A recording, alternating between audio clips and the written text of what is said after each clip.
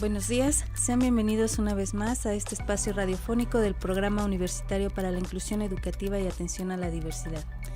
Les agradecemos a todos aquellos que nos escuchan a través de las frecuencias de Radio UAM, en Cuernavaca a través del 106.1 FM, en Cuautla 89.7 FM y en Jojutla 91.9 FM. También les hacemos la cordial invitación para que nos hagan llegar sus comentarios, sus dudas, sus sugerencias a través de la línea telefónica 329-7000 en la extensión 2405 y visiten nuestra página de Facebook, es Programa para la Inclusión UAM, y el canal de YouTube que es Programa Inclusión UAM. ¿Sí? Ahí podrán encontrar los audios de los programas que hemos estado realizando desde el inicio de esta emisión. Y también, por favor, no olviden de escucharnos cada jueves. El día de hoy tenemos pues como invitada a la psicóloga Alondra Álvarez, que ya la habíamos tenido en una ocasión anterior platicándonos sobre su proyecto de tesis de la Facultad de Comunicación Humana en la maestría de Atención a la Diversidad e Inclusión Educativa. Bienvenida. Muchas gracias, buenos días. Y la invitamos el día de hoy para que nos explique, o más bien para que nos extienda esta explicación de lo que ha sido su trabajo en las representaciones sociales de los alumnos de la Facultad de Psicología sobre la discapacidad. Ya me corregirás en el título.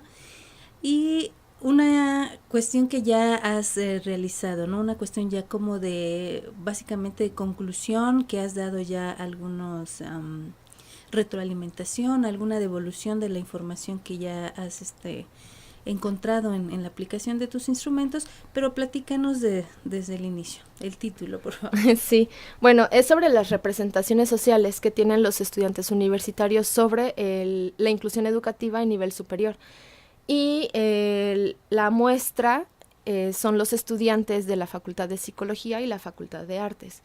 Entonces, el objetivo general que yo planteo en el trabajo es analizar las representaciones sociales que tienen los estudiantes universitarios justamente sobre el proceso de inclusión de sus compañeros estudiantes con discapacidad en ambas facultades, Artes y Psicología, de aquí de la Universidad Autónoma del Estado de Morelos. Recuérdanos, por favor, aunque ya nos habías platicado en la visita previa, qué significan o qué son las representaciones sociales. Por favor, repítenos qué es. Las representaciones sociales son los significados que formamos a través justamente de la interacción con otros y de las experiencias que vamos teniendo. Entonces, estas representaciones sociales nos dan un significado o nos dan un sentido del mundo. Y son las que rigen nuestros comportamientos, las expectativas y las creencias que tenemos de los otros.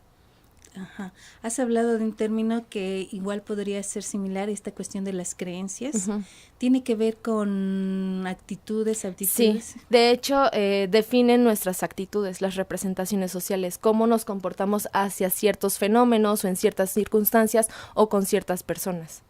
Ah, muy bien. Y entonces ya nos planteas lo que es el objetivo de tu trabajo. ¿Y qué es lo que has encontrado o cómo lo has planteado ya en el proceso? Bueno, me gustaría platicarte sobre son dos fases de la metodología que yo implementé. La primera fase utilicé un instrumento conocido como redes semánticas naturales, en donde yo le pedí a los estudiantes de la Facultad de Artes y de Psicología que, yo les daba una palabra estímulo que era inclusión educativa y ellos tenían que darme conceptos que relacionaran justo con esa palabra estímulo y le daban una carga o un peso semántico a esos conceptos que ellos me daban. Y yo ahí pude analizar, mi muestra fueron 100 estudiantes por cada facultad, es la cuota mínima para que el instrumento de redes semánticas pueda ser válido. Uh-huh. Y yo ahí pude encontrar en los primeros resultados que no había diferencias significativas entre ambas facultades, porque coinciden en la mayoría de los conceptos que ellos me dieron.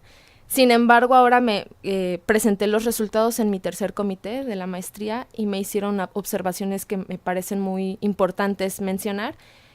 En general, ellos coinciden en algunos términos o en la mayoría de los términos. Sin embargo, me comentaban que los términos que no coinciden son los matices, o podrían ser considerados los matices que cada facultad le da justamente a la inclusión educativa. Ok, platícanos un poco, ¿qué es más, un poquito más, qué son las redes semánticas? Sí, las redes semánticas es, de acuerdo con los teóricos que las manejan, nos plantean justamente esto, que a través del lenguaje podemos saber o conocer cómo la gente representa ciertas cosas, ¿no? Ciertas situaciones o ciertos conceptos o ciertos fenómenos. Entonces es por eso que yo utilicé las redes semánticas naturales, porque justamente quiero hacer una aproximación a las representaciones sociales, y creo que a través del lenguaje es un buen camino.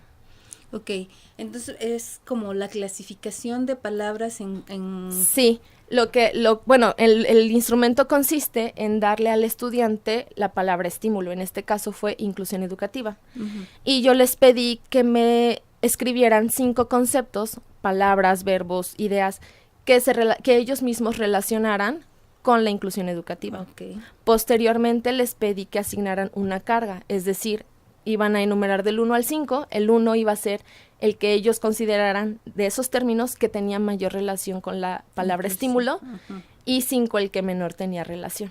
Ah, ok, uh-huh. Ok. Entonces así ya pudiste tú determinar la carga, digamos. Así es. Se hace un análisis con fórmulas en Excel, uh-huh. para sacar justamente los valores de las cargas semánticas y las frecuencias con las que aparecían los elementos en cada facultad. Ok, y entonces dices que no hay diferencia significativa. En este primer estudio, ajá, no me aparecieron diferencias significativas, e incluso pude ver que hay una disposición adecuada hacia la inclusión de sus compañeros con discapacidad. Ok, ¿cuál fue, digamos, el concepto que más apareció, a lo mejor en frecuencia y en carga, en ambos grupos? En ambos aparecieron 6 que coinciden, que me parecen que son positivos. Era no discrimino, diversidad, atención, empatía y derecho. Ok, ¿y de estas palabras habría alguna definición o solamente las decían? Sí, solo las dicen, okay. Solo las anotan.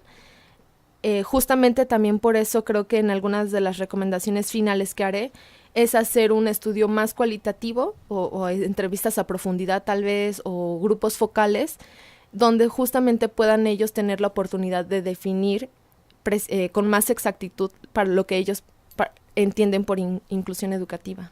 Ok, uh-huh. Ok, esta fue la primera fase. Así es. ¿Qué me cuentas de la segunda? Muy bien. La segunda realicé un cuestionario. Empecé creándolo a partir de las dimensiones que manejan en la guía para la inclusión de Tony Wood y Mel Ainscough. Ellos manejan esta guía justamente para orientar a las instituciones hacia una inclusión. Uh-huh. Entonces ellos manejan 3 dimensiones, que son las políticas inclusivas, que son las normatividades, los reglamentos, etcétera. Las culturas inclusivas, que son los valores que se ejercen dentro de la institución, y las prácticas inclusivas, que ya es, literal lo que se pone en práctica, ¿no? Claro. Las acciones. Sí. Entonces, hice mi cuestionario, se conforma de esas 3 dimensiones, y esas 3 dimensiones, de acuerdo con la literatura que yo estuve revisando, pude separarlas en 2 categorías cada una. Entonces, en políticas inclusivas considero 2 categorías, que son las de programas, que son los reglamentos como tal, y la accesibilidad, que son que las aulas estén adecuadas, que haya accesos para personas con sillas de ruedas, por ejemplo, etcétera. Y en culturas inclusivas y prácticas inclusivas, las dividí ambas en docentes y estudiantes, para saber cómo los estudiantes perciben las culturas y prácticas de los docentes y cómo lo perciben de ellos mismos. Entonces, en total fueron 36 reactivos en escala Likert. La escala Likert se tomó justamente de la propuesta de la guía para la inclusión. Uh-huh. e hice un pilotaje primero para saber si este cuestionario tenía validez y confiabilidad. Sí, para los que nos escuchan, ¿podrías decir en qué consiste esta escala Likert? Sí, perdón. La escala Likert manifiesta una opinión, por así decirlo. Entonces, se dan varias opciones. No es dicotómica, no es sí o no, sino que hay una gama de opciones. Entonces, la escala que yo utilicé fue de acuerdo ni desacuerdo, en desacuerdo y necesito más información. Ok. Y entonces ya a partir de esa, digamos, de esas opiniones que pueden dar, ya tienes tú. Así es, pude yo analizar datos en donde ellos coincidían en que estaban de acuerdo, datos en donde justamente necesitan más información o yo me di cuenta porque ponían justo esa respuesta que no conocían ciertas cosas, ¿no? Uh-huh. Entonces creo que por eso escogí esa escala, porque me permitía saber no solo si estaban de acuerdo o desacuerdo, sino también si tenían un desconocimiento. Y esa es la escala que propone la guía para la inclusión y creo que se adaptó perfectamente para lo que yo necesitaba. Ok. ¿Y tienes resultados ya de esta aplicación? Sí. Apliqué después del pilotaje para comprobar la confiabilidad y la validez. Uh-huh. Apliqué 150 cuestionarios en la Facultad de Artes y en la Facultad de Psicología. Y se encuentran diferencias significativas en 2 categorías nada más. Uh-huh. En la categoría de culturas inclusivas y en la de prácticas inclusivas, pero solo en los apartados de docentes. Okay. ¿Por qué? Porque, bueno, observé que los estudiantes de psicología eran un poco más críticos con los docentes. Uh-huh. Así a grandes rasgos, ¿no? Porque también me falta un poco profundizar en esos resultados, pero a grandes rasgos eso fue lo que encontré, que los estudiantes de psicología eran un poco más críticos con las prácticas que tenían sus docentes y con las culturas de sus docentes hacia la inclusión educativa. Es decir, ya en el trabajo directo con algún chico con discapacidad. Así es. Ok. Esta población que tú entrevistas, ¿tiene compañeros, contacto o son también incluso algunos estudiantes con discapacidad? Sí, de hecho, los cuestionarios, a mí me pedían hacer un criterio de selección, de inclusión y de exclusión, ¿no?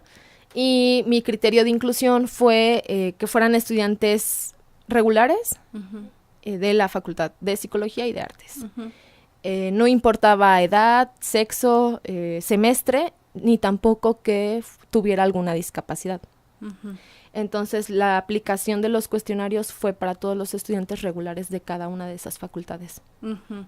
Entonces, independientemente de que haya tenido contacto con algún... Así es. La mayoría sí se aplicó en salones donde había alguna persona con discapacidad, pero también hubo aplicaciones en semestres. Por ejemplo, tuve un caso, bueno, me sucedió que en la Facultad de Psicología, con unos chicos de primero, justamente ellos me decían, es que nosotros no conocemos, ¿no? No conocemos de qué nos están hablando, del programa, ni nada, porque ellos no tenían compañeros en ese momento con discapacidad uh-huh. iban ingresando, entonces uh-huh. Están un poco desorientados justamente en materia de lo que está pasando en la universidad con respecto a la inclusión. Ok, mira, vamos a hacer un corte uh-huh. y regresando nos sigues platicando sobre esta aplicación. Gracias. Regresamos.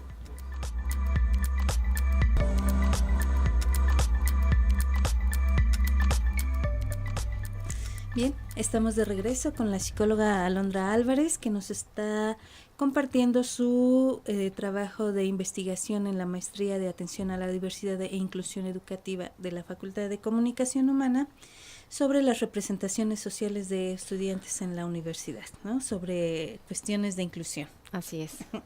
Bueno, la idea es esa. Y en el bloque anterior nos estabas comentando sobre los resultados del segundo instrumento que aplicaste, que fue un cuestionario más bien en escala Likert, sobre estas dimensiones que se plantean en la guía para la inclusión, ¿no? Y nos estabas contando sobre los resultados que observas. Sí.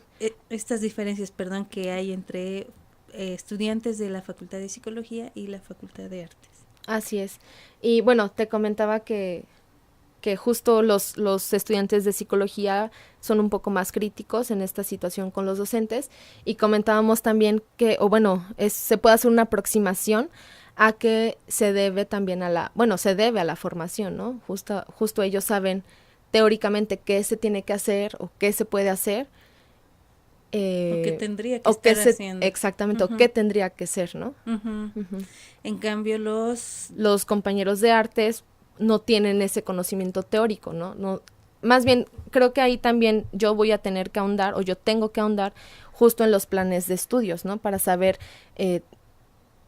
qué tan relacionados están ellos dentro de su currículo con las materias o conceptos o actividades relacionadas con la inclusión educativa. Así es, que pareciera a primera vista como que no habría alguna materia en particular, así es, ¿no? Que en artes. En artes, ajá. Así es, que que refuerce o que tenga alguna implicación en cuanto a la inclusión. Y no solamente de personas con discapacidad, ¿no? Sino en general de la diversidad cultural, sexual y demás, sí, ¿no? sí. Se enfocan, me parece, o me atrevo a decir, que solamente en esta cuestión de lo que son las artes, ¿no? Así es. Mientras que la Facultad de Psicología están materias exclusivas o muy particulares en cuanto a la inclusión, educación especial, cuestiones más directas. Sí, e incluso hacen prácticas en escenarios como por ejemplo los centros de atención múltiple o las USAER o escuelas, ¿no? Que puedan tener algún sistema inclusivo, etcétera. Así es. ¿Y esto consideras que tiene una...? Sí, puede estar llegando a tener una incidencia, ¿no? En los resultados, justamente. Así es. Bien, de esta parte que me parece importante, o de esta dimensión que mencionas, que es la cuestión de culturas inclusivas, ¿es donde más diferencias encontrado? Sí, de hecho, también encontré un dato muy interesante en ambas facultades. Ellos plantean que, bueno, las culturas o los valores impactan directamente en las prácticas, ¿no? Entonces, en ambas dimensiones yo tengo preguntas o reactivos que se acercan hacia la convivencia con sus compañeros con discapacidad. Y me encontré que ellos consideran que no discriminan o no excluyen, que la convivencia, eso genera que la convivencia dentro del salón sea adecuada y que no tengan problemas en hacer equipos o en ayudar, etcétera. Sin embargo, cuando yo pregunto sobre la relación o las dinámicas que se dan fuera del salón de clase, ahí sí ya hay una gran diferencia, porque la mayoría admite que no hay una convivencia fuera del aula. Entonces, esto me deja a mí entrever que para ellos la inclusión solo se tiene que dar en el salón o en los espacios académicos. Y las otras áreas de esparcimiento o de formación, etcétera, no las están contemplando. ¿No hubo alguno de los compañeros que te mencionara que sí tienen amistad con algún compañero con discapacidad? Que me lo comentaran directamente, no.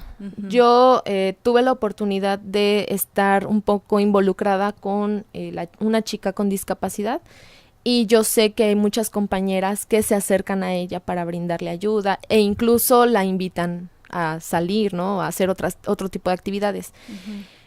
Y justo creo que esto es lo que retomaríamos más adelante con la actividad que hicimos en la Facultad de Psicología, porque tuvimos una invitada que justo hizo una observación muy interesante que también nos hace pensar, ¿no? La inclusión no solo tiene que estar a cargo de las personas sin discapacidad, sino también los chicos con discapacidad tienen que tener una disposición para ser incluidos.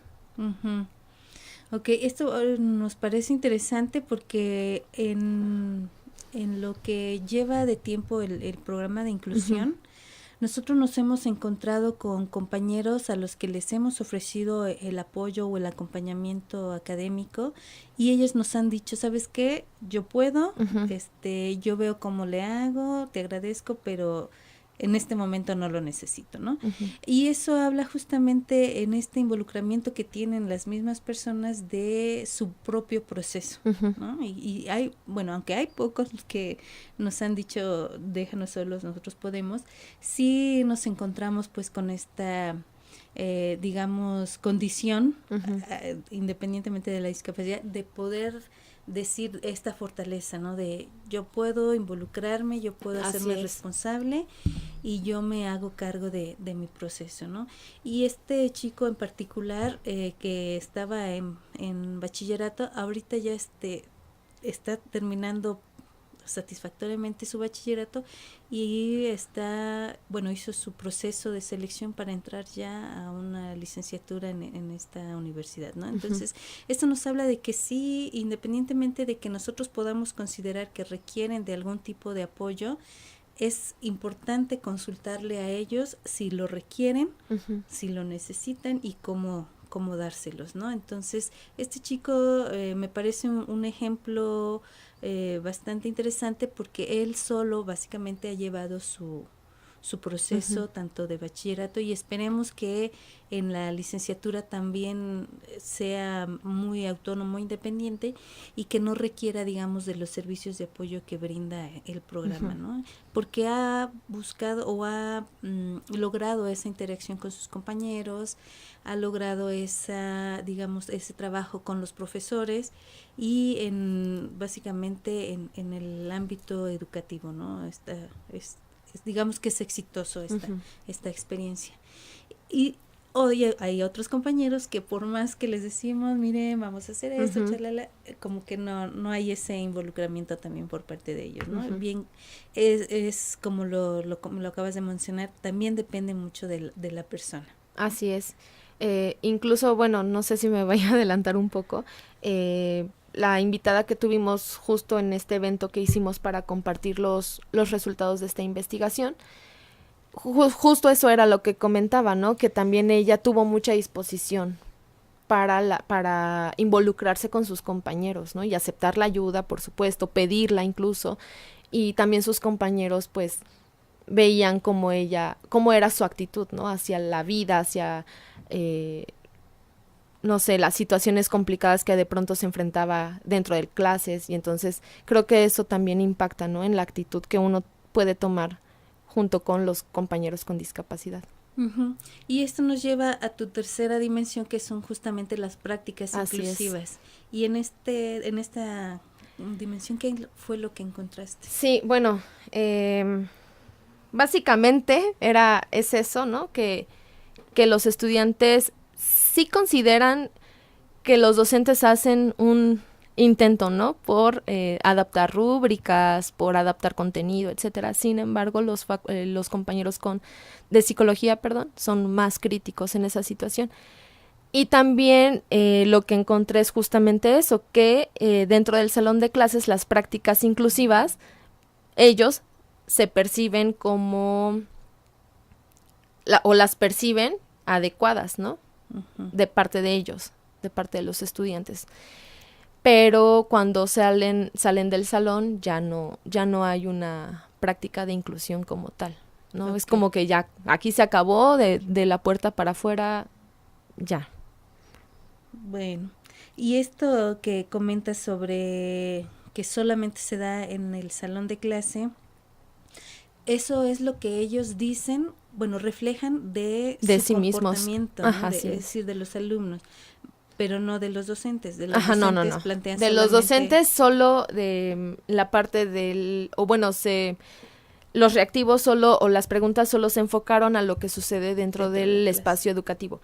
Y con los estudiantes se trató de abarcar o se quiso abarcar también las actividades fuera de las aulas, y eso fue lo que arrojaron. Y son sus propias representaciones sobre sí mismos. Ok. ¿Qué es lo que sigue en tu proyecto? Bueno, voy a hacer un poco más, ahondar un poco más en estas reflexiones. Necesito también evaluar o analizar los planes de estudio, porque justamente necesito saber si en artes tienen alguna materia o alguna actividad que los acerque a la inclusión, que pueda estar permeando en estos resultados, o si no es así, ¿sale? Entonces, necesito ahondar por esa parte.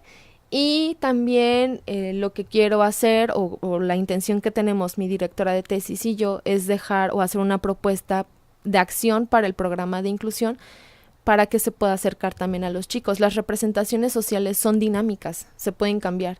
Y entonces si estamos viendo que son críticos, que no las consideran tal vez, ¿no? Las mejores prácticas o las mejores culturas, e incluso también encontré que tienen poco conocimiento sobre las políticas que rigen esta inclusión en la universidad, hacer justo ese acercamiento con la comunidad estudiantil y lograr que esa representación social cambie para bien, ¿no? Para que haya un beneficio para la comunidad con discapacidad o sin discapacidad, y así también fortalecer el programa, porque a final de cuentas la universidad es referente nacional justo por el programa de inclusión. Sí, y fíjate lo que comentas del trabajo con los estudiantes, si bien es cierto el programa lo ha hecho, digamos, de manera individual o por unidad académica, también es cierto que sí necesitamos desde el programa dar esta información o esta sensibilización, por decirlo de alguna forma, a toda la comunidad estudiantil, ¿no? Porque sí es cierto, hay estudiantes con discapacidad en ciertas unidades académicas, trabajamos con esos estudiantes de esas unidades académicas o que son compañeros de estos estudiantes, pero el resto no lo conoce, no sabe, etcétera, ¿no? Y es justamente una observación que nos han realizado al programa, ¿no? Esta cuestión de que la inclusión, aunque dice somos de vanguardia, no se ve reflejada en toda la universidad, no se conoce, digamos, que se está haciendo todo este trabajo en otros ámbitos o en otras unidades académicas en donde no hay chicos con discapacidad, ¿no? Sino que solamente se conoce, y eso a veces en las unidades académicas donde sí hay personas integradas o incluidas, ¿no? Pero en el resto no. Así es. Y sí nos parece, insisto, interesante o importante poder abarcar a toda la comunidad estudiantil, así como a toda la comunidad de trabajadores académicos, porque básicamente es la razón de ser de la universidad, ¿no? Estar ahí dando pues a conocer este proceso. Y bueno, también esta cuestión de las políticas, como lo dices, es bastante desconocido por la población en general, ¿no? Si acaso llegamos a conocer la Constitución y a lo mejor algunos artículos que nos impactan, pero el resto no lo conocemos, ¿no? Y es importante que lo conozcamos porque de eso depende el ejercicio también de nuestros derechos y en este caso de los chicos con discapacidad. Así es. Vamos a ir un corte y regresamos al siguiente para continuar platicando sobre este tema. Bien, estamos de regreso con la psicóloga Alondra Álvarez, que nos está platicando sobre su proyecto de investigación. Y también en el pasado bloque, nos comentaba sobre un evento que se realizó en la Facultad de Psicología y que también nosotros ya mencionamos en el programa anterior, sobre esta, digamos, vivencia que tuvo esta estudiante con discapacidad en la facultad y que se relaciona mucho con lo que el trabajo que tú estuviste realizando. Así es. Bueno, esta pequeña plática que se dio para los estudiantes de la Facultad de Psicología fue justamente como el acuerdo, ¿no? Para que yo pudiera aplicar los instrumentos, devolverlos de alguna forma a la comunidad, y entonces se organizó esta plática. Y tuvimos como invitada a la pasante en psicología, Cristina Domínguez. Okay. Ella egresó apenas en diciembre del 2018 y tiene su discapacidad es motriz y cursó la licenciatura en presencial, y entonces ella nos comentó un poco sobre su experiencia, ¿no? Tanto dentro del aula, justamente era lo que yo estaba abarcando, como su experiencia fuera del aula, ¿no? Uh-huh.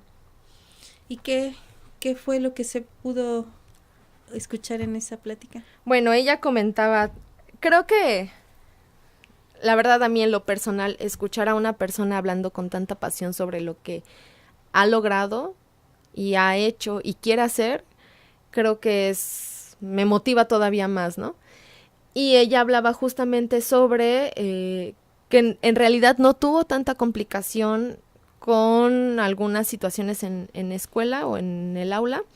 Sí había situaciones donde tenían que adaptar o actividades, ¿no? Yo recuerdo a Cristina en el curso propedéutico, me tocó ver, en el último día del curso hicieron un rally y era por toda la universidad. Y entonces yo supuse, dije, pues la van a dejar, ¿no? O sea, ella se va a tener que quedar en el salón o no sé cómo le van a hacer. No, o sea, a ella la cargaron por toda la universidad, se iban corriendo con Cristina por todos lados. Ella estaba desde el propedéutico, ya era parte del grupo, el grupo la hizo parte de ella, del grupo, y justamente ella, ¿no? Participó activamente en su inclusión. Y creo que eso es, ella también lo mencionaba, lo importante son las actitudes que todas las personas tengan, no solo las personas que no tienen alguna discapacidad y que generalmente se les responsabiliza, por así decirlo, de los procesos de inclusión, sino también los chicos con discapacidad tienen que tener una actitud positiva y favorable y prestarse, ¿no? Para ser incluidos. Uh-huh. ¿Qué evolución o qué era lo que tenías que dar o regresar a la...? Justo esto, los resultados de la investigación y de los cuestionarios que yo apliqué en la Facultad de Psicología. ¿Y cómo lo tomó la facultad? Pues nos apoyaron con la realización del evento y con la difusión, y tuvimos algunos egresados de la Facultad de Psicología, precisamente, quienes son también psicólogos que están, ¿no? Metidos muy en los procesos de inclusión. Una de ellas era una docente, y el otro chico es un intérprete de lengua de señas, entonces están muy metidos también en este ámbito. Y tuvimos también la presencia de una chica de octavo semestre, uh-huh, que me agradó mucho que pudiera participar, porque ella está interesada en hacer una maestría. Y sí me preguntaba, es que no sé dónde hacerla, pero yo no sabía justo que estaba esta maestría que tú estás estudiando. Y entonces creo que también ahí se prestó para dar un poquito de difusión en lo que hacemos en la Facultad de Comunicación Humana y en la Maestría en Atención a la Diversidad y Educación Inclusiva, porque además es una maestría única, ¿no? En el país, en su ramo. Sí, que además de la investigación es profesionalizante, Así, ¿no? Es. O más bien tú corrígeme, ¿sí trabajan esta cuestión de la investigación? Sí, o sea, sí la manejamos, pero siempre con a final de cuentas tienes que dejar una propuesta, ¿no? Uh-huh.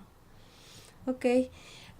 Cuando te preguntaba cómo tomó la facultad, me refería a los resultados. ¿Conoce la facultad, es decir, las autoridades de la facultad, los resultados? ¿Sí? A la plática no, por cuestiones tenían, me parece, una reunión de consejo técnico, estaban en un evento académico, entonces no tuvimos la presencia de directivos, pero yo les voy a hacer llegar por escrito justo estas observaciones o estos resultados, porque creo que la finalidad no solo es que el programa lo conozca, ¿no? Y que el programa pueda hacer, porque el programa puede plantear o proponer, pero creo que también tenemos que tener a las facultades en conocimiento de lo que está pasando para que puedan hacer un trabajo en conjunto. Así es. Sí, y justo, bueno, en la Facultad de Psicología hemos, digamos, como históricamente trabajado uh-huh, de manera excelente en la cuestión de la inclusión. Uh-huh. En esta nueva administración, digamos, no nos hemos como presentado, es decir, no hemos hecho el contacto para el trabajo colaborativo que habíamos estado haciendo anteriormente, y creo que los resultados que tú presentas nos pueden servir muchísimo como para empezar a planificar un trabajo ya de manera digamos a largo plazo uh-huh, en la facultad, ¿no? Porque es una de las unidades académicas en donde más estudiantes con discapacidad y de diferente tipo de discapacidad están presentes, ¿no? Sí, por ejemplo, en arte solamente están los chicos con sordera y 2 con discapacidad intelectual, ¿no? Pero ya en la Facultad de Psicología hay de diferente discapacidad. Sí, de hecho también por eso esta fue una de las consideraciones que yo tuve para elegirla, ¿no? En artes porque en ambas tienen mayor cantidad de estudiantes con discapacidad. Y al inicio solo iba a ser en artes mi muestreo. Pero se me hizo también muy interesante ver cómo estaba reaccionando la Facultad de Psicología, porque tienen diferentes discapacidades y además tienen una formación. Entonces creí que podría ser enriquecedor. ¿No pensaste en el ICE? Que tienen, digamos, también una formación en docencia, en ciencias de la educación, que también llevan, digamos, una rama en la cuestión de la educación especial o inclusión. Sí, de hecho también en algún momento dije, ¿y por qué no también arquitectura, no? O sea, de verdad creí o en algún momento consideré que podía extenderme a más facultades, pero por el tiempo y por la carga de trabajo decidí quedarme solo con la primera elección. Y que a final de cuentas creo que es una recomendación que yo tengo que hacer al final de la tesis, ¿no? Este tipo de investigaciones se tienen que hacer en toda la universidad, no solo ni siquiera en el campus Chamilpa, ¿no? O sea, no solo ahí, sino irnos a las sedes también. Claro, porque también en las sedes hay compañeros que presentan alguna discapacidad y que ya hay algunos que ya llevan un proceso avanzado, que ya están también a punto de egresar y que si bien es cierto nosotros damos acompañamiento o estamos presentes, no sabemos cómo está reaccionando la comunidad en esa unidad académica. Así es, e incluso también empezar desde la educación media superior, ¿no? Porque también la UAM tiene preparatorias. Y también tiene integrados ahí, incluidos muchos estudiantes. Así es, sí. Sí, pues prácticamente en todas las unidades de prepa tenemos chicos con diferentes tipos de discapacidad, ¿no? Por ejemplo, este año están solicitando integrarse en la prepa 1 8 chicos con sordera, ¿no? Y está el de déficit intelectual, de déficit de atención y con autismo, ¿no? Entonces, sí estamos ahí ya abarcando diferentes tipos de discapacidad en las unidades académicas de bachillerato también. Entonces, sí sería importante implementar este estudio o esta investigación que tú empezaste en estas unidades académicas, ¿no? ¿Y cómo crees que podría hacerse esta réplica, digamos? Porque si bien es cierto, requiere tiempo, requiere esfuerzo, requiere incluso recursos económicos, ¿no? Pero ¿crees que pudiera implementarse con otro tipo o con menos recursos? Sí, bueno, en realidad lo que más se invierte es tiempo, porque pues aplicar tantas encuestas no es como, voy 1 hora y ya, ¿no? Y además el análisis de los datos, la verdad es que desde la captura hasta a la redacción, pues sí toma mucho tiempo. Creo que en realidad yo cuando empecé la investigación a mí me decían, necesitas recursos económicos, todo, ¿no? Y yo decía, wow, ¿cuánto necesitaría, no? En realidad sí es una inversión de dinero, pero creo que es más de tiempo que monetario.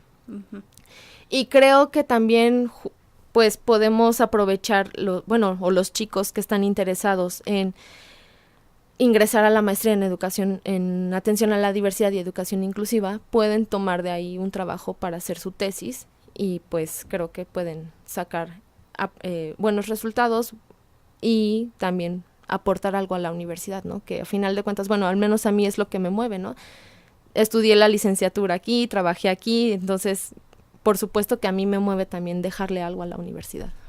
Claro, y así como lo dices, me parece que sí hay muchas personas interesadas en realizar este tipo de actividades, ¿no? Vamos a ir al tercer corte y regresamos para la conclusión de este programa.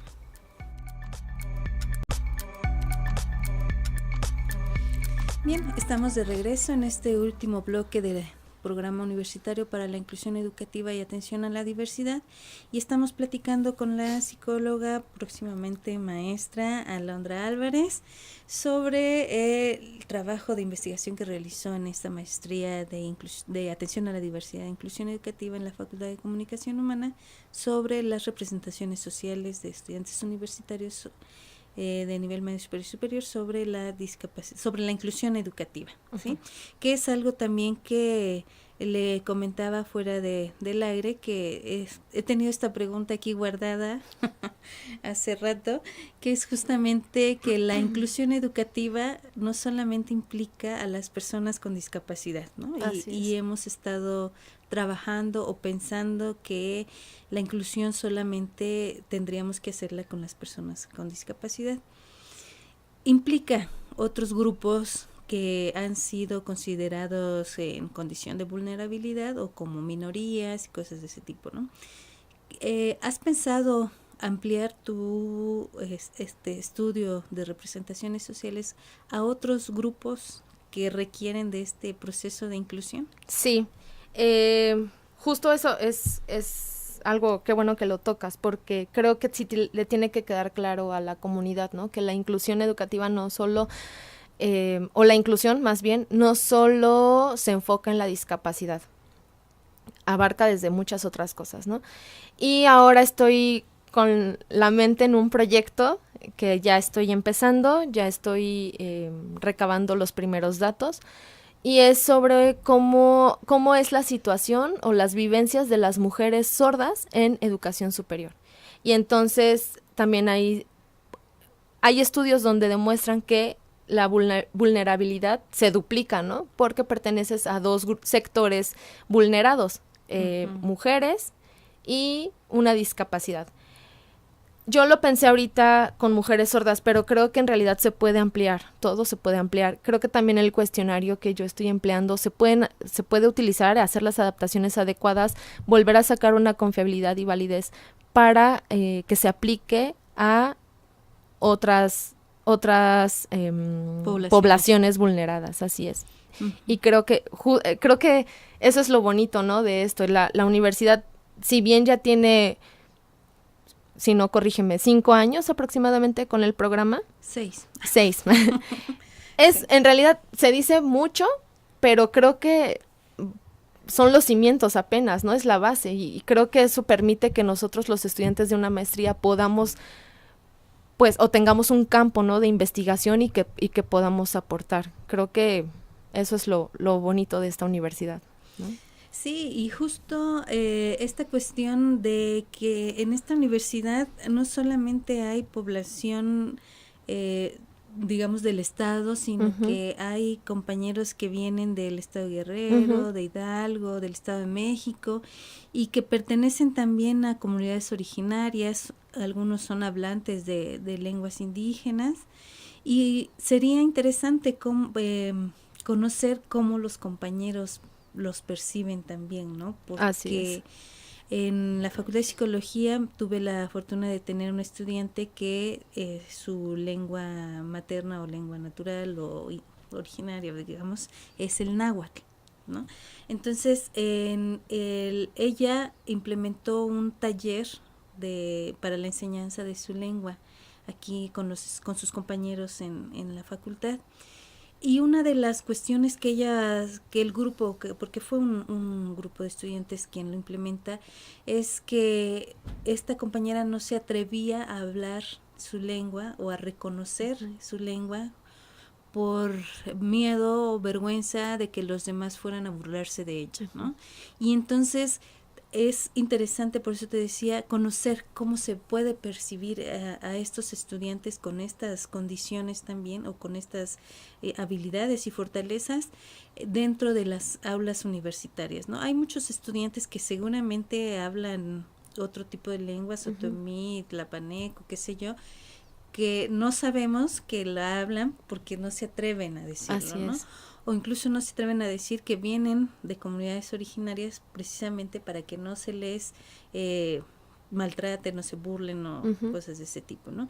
Y en ese sentido también es importante el trabajo que se pudiera realizar para esta sensibilización y para este reconocimiento, ¿no? Porque ya lo vemos como muy normalizado, ¿no? Decir, pues sí, ya sabemos que vienen y están aquí y etcétera, ¿no? Pero tampoco les damos ese reconocimiento. Así es. Y creo que me hiciste recordar un día, yo estaba platicando con una chica de la Facultad de Psicología. Ella tiene ceguera. Y entonces, en ese momento ella estaba en un momento de frustración, ¿no? Es que no puedo, se me complica. Y yo traté, ¿no? Quise motivarla y entonces en ese momento salió la idea, le dije, oye, ¿y por qué no das un curso para tus maestros de braille? Porque tú eres buenísima en braille. Ella, o sea, respeta reglas ortográficas perfectamente bien en braille, o sea, increíble. Y ella me dijo, ¿a poco? Y yo, sí, ¿por qué no lo haces? Me dice, ¿pero cómo? O sea, o sea, ella no concebía la idea de que ella pudiera enseñarle algo a sus maestros. Para ella era como, solo el maestro me puede enseñar y ya. Claro. Y entonces creo que también falta esa parte, ¿no? Que ellos puedan reconocer las habilidades que tienen para explotarlas y que ellos estén conscientes de que pueden aportar algo a su comunidad, a la comunidad en donde están ahorita, ¿no? Que es la universitaria. Sí, justamente este diálogo de saberes, ¿no? Uh-huh. Que muchas veces se ha planteado o que se ha buscado en este sentido de de que ambos podemos aportar, uh-huh, tanto en la cuestión académica como en la cuestión cultural, ¿no? Y otro tipo de aprendizajes que podemos tener, ¿no? Justamente ya en la universidad, desde la administración central, se ha buscado también el conocimiento o la enseñanza de la lengua de señas, uh-huh, ¿no? Y entonces ya no solamente están los cursos que se pueden dar o el diplomado que se, uh-huh, daba a partir o a través de la Facultad de Comunicación Humana, de la Facultad de Psicología y los cursos que se dan en la Facultad de Comunicación Humana, sino que la administración central ya busca que que los trabajadores administrativos podamos conocer este tipo de lengua para poder también interactuar con los estudiantes, ¿no? Con estudiantes y con aspirantes, ¿no? Uh-huh. Porque también pueden llegar chicos a pedir información. Yo también, en algún momento, cuando estuve en la administración de una de las facultades de aquí de la universidad, yo me cuestioné justo eso, ¿no? Y si viene un chico sordo a pedirme información, ¿cómo le voy a hacer yo? Y aquí la que tendría que estar capacitada soy yo. Así es. O ¿cómo le voy a dar a un chico con ceguera un tríptico con información si no tengo trípticos en braille, por ejemplo? Así es. Uh-huh. Sí, y bueno, en este sentido los invitamos también a utilizar el material que existe en la biblioteca, que es el área tiflotecnológica, en donde tiene un resaltador de, uh-huh, imágenes, ¿no? Y entonces ya podemos adaptar nuestros trípticos con imágenes resaltadas para que las personas con ceguera puedan tener acceso a esa información a través del tacto, uh-huh, ¿no? Y próximamente esperamos ser beneficiados con el recurso federal del Programa de Inclusión y Equidad Educativa y poder comprar una impresora en braille, ¿no? Y así ya poder tener también nuestros documentos o algún documento o la información ya esté disponible, sí, también en sistema braille, ¿no? Para la población estudiantil que tenemos con ceguera y para la población en general, ¿no? Así es. Y bueno, ya para concluir este programa, ¿qué nos puedes decir sobre, digamos, ya concluyendo lo de tu trabajo, sobre la experiencia que tuviste al trabajar con Cristina y alguna recomendación que le puedas dar a nuestros radioescuchas con respecto a lo que es la inclusión educativa? En cuanto a la experiencia con Cristina, creo que fue enriquecedora totalmente, ¿no? Ella me estuvo platicando todos los proyectos que tiene en mente y creo que están increíbles porque además, ahora ya como egresada, ella sale a la sociedad para aportar algo como psicóloga, ¿no? Uh-huh. Como profesionista y tiene unas ideas impresionantes justo también para la población con discapacidad porque ella conoce cómo está la situación para ellos y pues quiere aportar algo, ¿no? Uh-huh. Tiene proyectos muy interesantes. Creo que tiene ahí está su cabeza trabajando al 1000, me encanta. Y como una recomendación en general para toda la comunidad universitaria, hay que tener presentes que la inclusión la hacemos todos los días, con la acción más pequeña, ¿no? Desde interesarnos por aprender tal vez a decir, aunque sea primero hola, en lengua de señas o gracias, o al menos saber, ¿no?, qué se necesita o cómo podemos apoyar a la población con discapacidad. Creo que ahí podemos, así podemos empezar, ¿no? Tal vez no tenemos tiempo para tomar un diplomado o un curso, pero sabemos quién nos puede ayudar, o sabemos dónde está ubicado el programa, o conocemos los objetivos del programa, estamos informados sobre las actividades que hacen, los cursos, las pláticas, etcétera. Creo que por ahí podemos empezar. Muy bien, pues te agradecemos, Alondra, tu presencia en este programa. Gracias a ustedes. Esperamos también que nos pudieras acompañar cuando tengas ya la conclusión de todo tu trabajo, para que nos digas finalmente cuáles son con los... Sí, con propuesta y todo. Exactamente. Sí, claro que sí. Muy bien, agradecemos al compañero Imer Aviles que en los controles hizo posible este programa y nos escuchamos en la siguiente. Hasta Gracias. Luego. Porque la percepción va más allá de nuestros sentidos y la inclusión es un derecho. Todos los jueves a las 9 horas, sé parte del espacio del programa